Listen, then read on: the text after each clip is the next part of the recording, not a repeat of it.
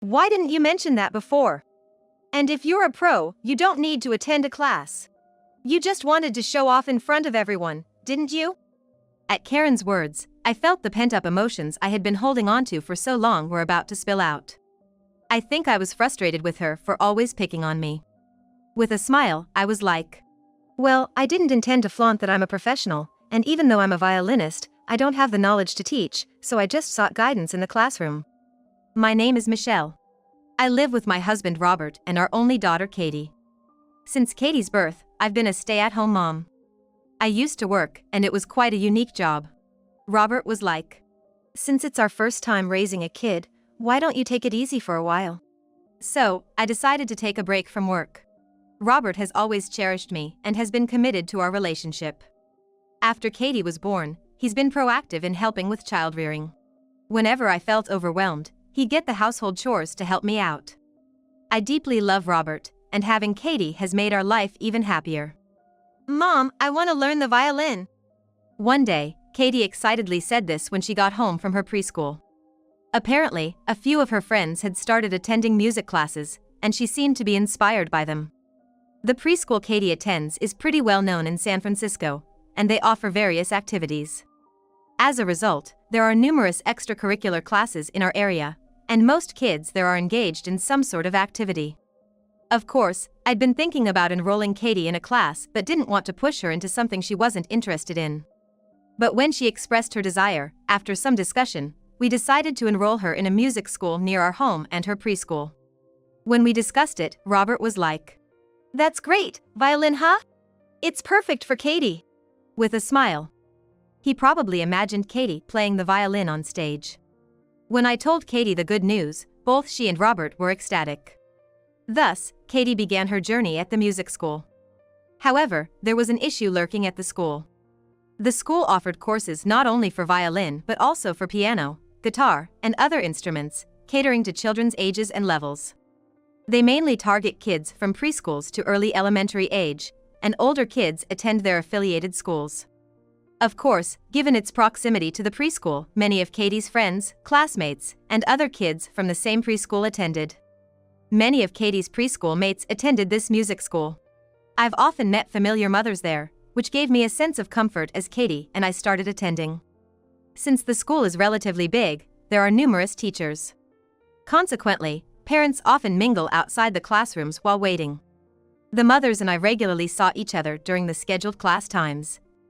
So we naturally got to know each other and formed a group of about 10 mothers. Among them was someone who could be called the alpha mom. It was Karen. Karen is the mother of a boy named Harry who takes piano lessons.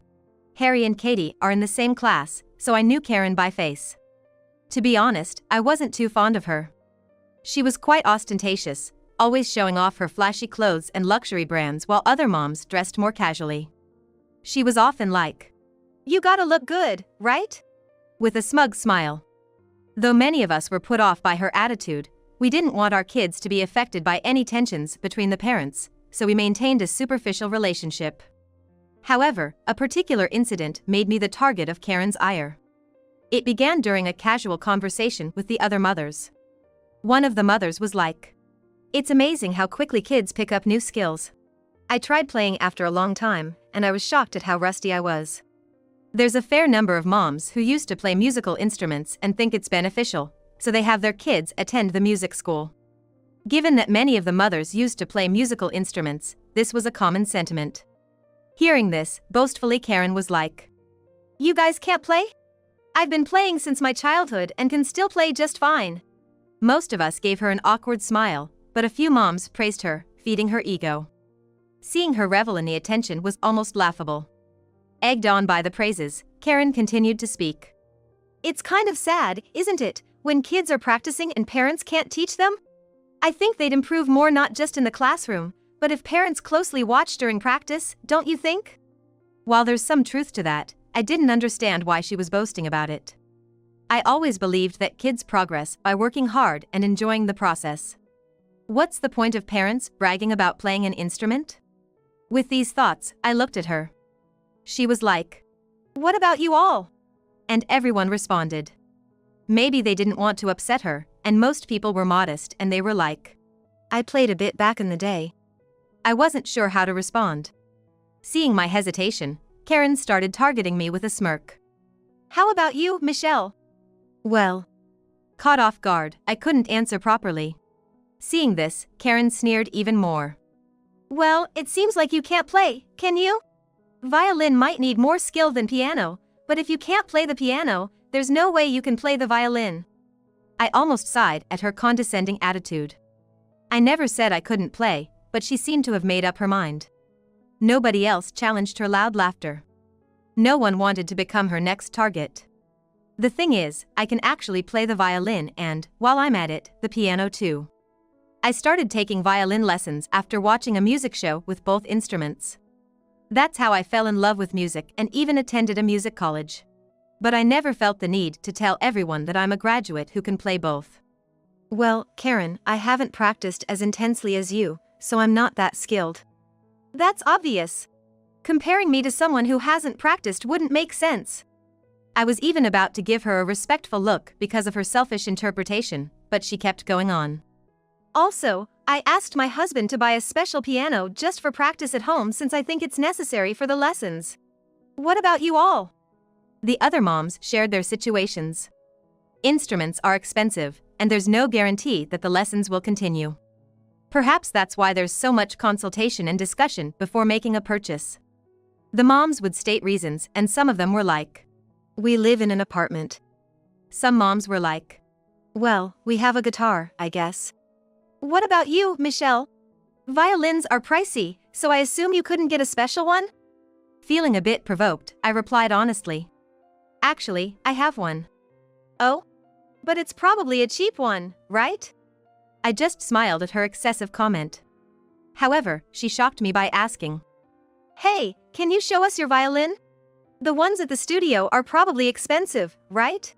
I want to know the difference between the sounds of a cheap one and a high-end one." I was speechless. When I hesitated, Karen, with a sly smile, continued. Actually, we'll just come over to your place. You live in that big house, right? I've been curious about it.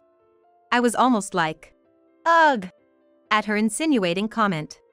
The other moms were like, I've been curious too. I tried to stop it, but since the majority there agreed, I couldn't decline. Things escalated quickly, and soon Karen suggested we have a mini concert at my place. They were like, if you have a spacious house and instruments, it should be fine to play during the day, right? With everyone agreeing, it was hard to decline. In the end, we decided to hold a casual music gathering at my place. Everyone was excited, bringing snacks and even planning to have their kids join in. At first, I wasn't thrilled about it, but I saw it as a chance for the kids to enjoy music. When I told the whole story to Robert, he laughed and was like, Moms have it tough, huh? But show them what you've got, Michelle. She's gonna regret underestimating you. Surprisingly, the one I might fear the most could be the husband. The funniest part was Katie, and she was like, Mom's the best. Which made me blush. And on the day they were expected, I greeted the mothers and children who gathered in front of my house. Welcome everyone. I may not offer much in the way of hospitality. We weren't expecting anything fancy. Although Karen always had a tendency to be critical, the other moms seemed a bit surprised and addressed me. Your house is quite impressive, Michelle. Really, the design is wonderful. Thank you.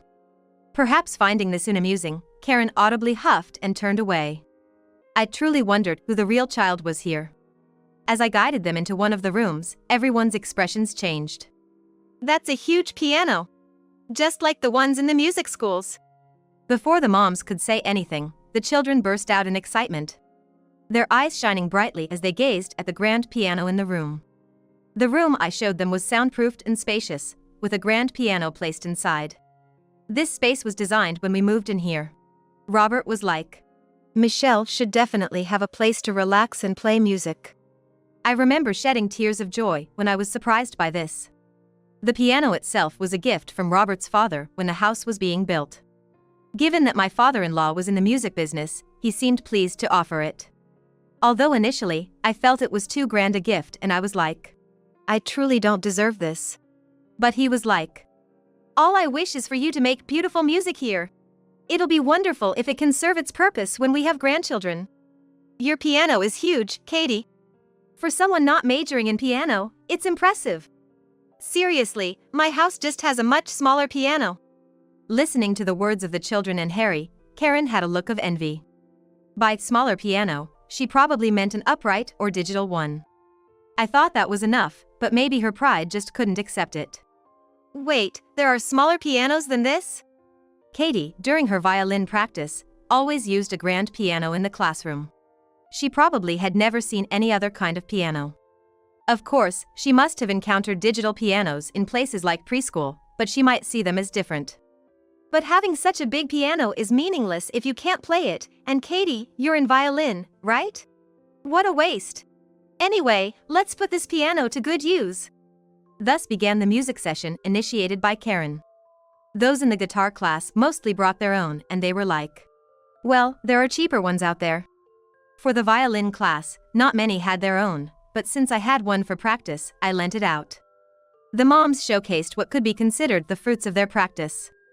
Songs like Twinkle, Twinkle, Little Star and Edipurka echoed, played with all the hard work from amateurs to those with experience. The kids, however, seemed less interested, diving into the snacks that were brought and beginning to play. Then, it was Karen's turn. She took a seat at the piano, took a deliberately deep breath, and placed her hands on the keys. The other moms knew they had to pay close attention to her performance, knowing the potential fallout later if they didn't. And the piano slowly came to life. Upon hearing the notes, including myself, the moms frowned a bit. For someone who bragged so much about her skills, Karen's playing honestly wasn't that great and felt somewhat disjointed. Frankly, some of the other moms probably played the piano better. The classical piece she chose also sounded rather crude because it didn't match her skill level. Even the children were like, "That's a strange piece, isn't it?" As Karen finished her piece, we all clapped and were like, "That was amazing." With a smug look, she was like, "I guess I'm just not used to this piano. I couldn't play as well as I usually do." I found that hard to believe since the piano's keys moved so smoothly. The thought crossed my mind, but I just clapped without saying a word. Finally, it was my turn. With a triumphant smirk, Karen was like, "Now it's your turn, Michelle." She still thought I wasn't able to play well, perhaps contemplating how to criticize my performance.